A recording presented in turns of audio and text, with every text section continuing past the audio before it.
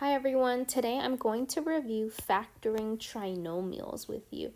Remember that trinomials means it has three terms.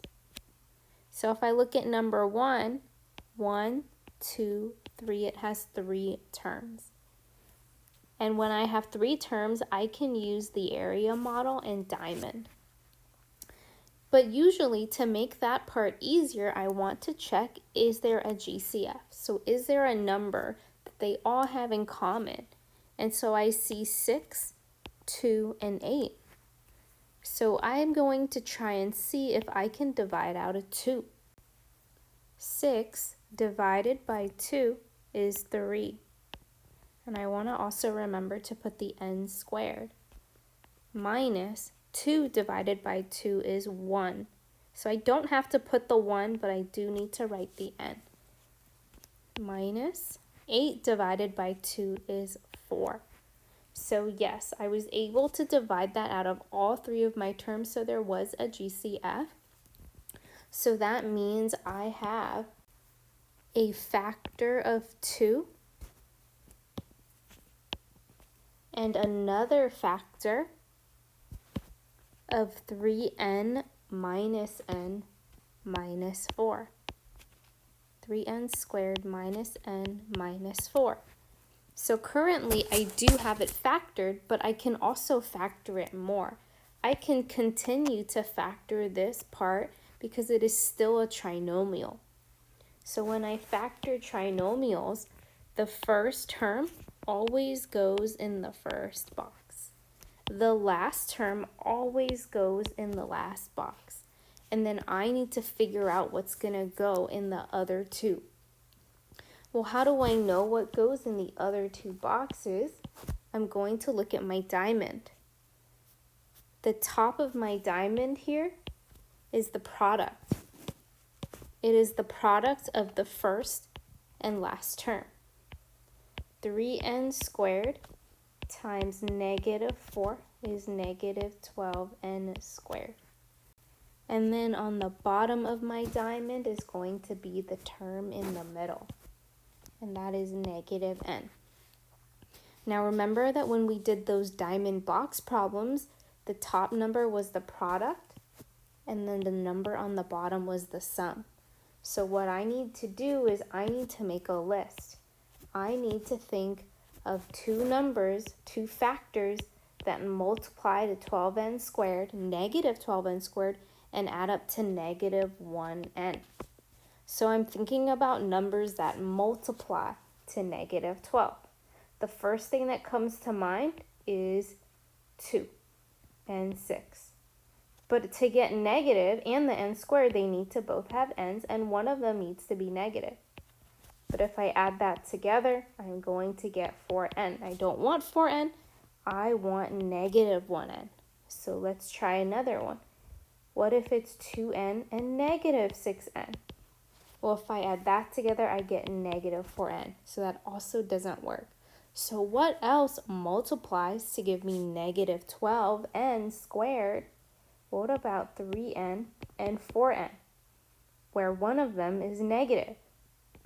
What if it's negative 4n? What is 3 plus negative 4n? Negative 1n. So this is it. This is the one I want. So I'm going to put 3n here and negative 4n on the left and right side of my diamond. And that is also what's going to fill in the remaining two boxes in my area model. Now that I have my area model filled in, I'm going to find the greatest common factor of each row and column. So for this column, I see 3n squared and negative 4n. They both have n that I'm going to take out. For the next column, I see 3n and negative 4n. They don't both have n, and they don't have any numbers that they can both divide out. So I'm just going to put 1. And because it's positive, I'm going to put plus. Now let's look at this row and see what they both have in common. I see 3n squared and 3n. They both have 3 and they both have n.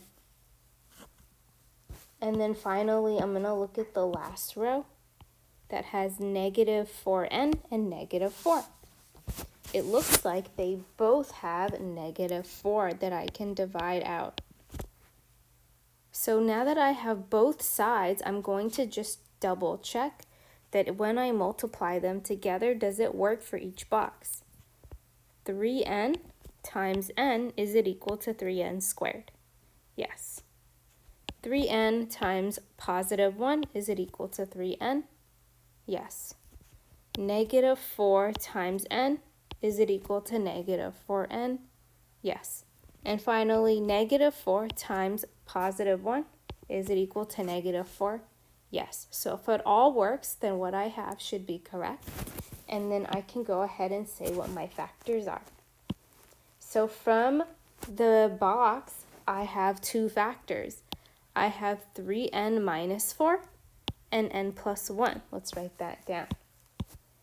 I have 3n minus 4 is one factor, and n plus 1 is another factor. But I need to remember there was another factor that I took out in the very beginning. And that was the greatest common factor. The number I took out in the beginning, the greatest common factor, is also a factor, and I need to make sure I include that in my factored form.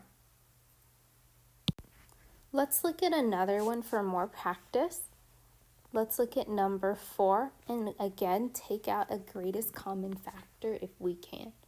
So when I look at this, I see 20, I see 45, and 40. And I think what I can take out maybe I can divide out a 5.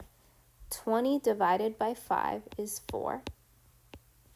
45 divided by 5 is 9. And 40 divided by 5 is 8. So what I have left is 4, 9, and negative 8. There is nothing else I can divide out, so my factors currently are 5, and then 4b squared plus 9b minus 8. There are two factors. But over here, I still have a trinomial, so I want to see if I can continue to factor that farther. I'm going to draw my box, and I'm going to draw my diamond. And I'm also going to draw my table to help me fill in my diamond. First term, first box. Last term, last box. And then on the top of my diamond is the product. So I'm going to do 4b squared times negative 8. And on the top of my box is going to be negative 32b squared. The middle term is going to go in the bottom. So again, the top is the product, the bottom is the sum. So now what I need to think of are two factors that multiply to negative 32b squared and add up to 9b. This is a negative, so that means when I list my numbers, one needs to be positive and one needs to be negative.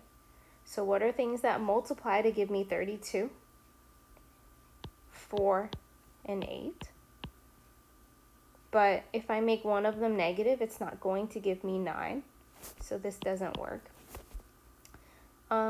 What else? What about 2 and 16? Or one of those is negative. If I add that, I'm going to get 14. That's not 9b. So let's see what else there is. So I have a problem here. I actually cannot think of any other numbers that multiply to give me 32 and add up to 9b. So sometimes that's going to happen. So that means I cannot factor this anymore. This part here is as far as it can go. But that doesn't mean that there's nothing I could do, because I was able to take out a greatest common factor. That means my factored form is 5 times 4b squared plus 9b minus 8. And sometimes that happens, and that's okay. Let's do one more because this is a special case. So what we did with the box and diamond is for when we have trinomials, it has to have 3 terms. This only has 2. So I want to see, actually, can we rewrite it so that it does have 3 terms? Because normally there's an x squared, an x, and then the number. So if there's no x, let's rewrite it another way. If there's no x, that means there are 0 x's. Now I can see it with 3 terms. So again, I always want to check if there's a GCF. I see 25, x squared, 0x, and 4. I don't think there is any number I can divide 25 and 4 by. So in this case, no, there is no GCF. So I'm going to go straight to my box and diamond.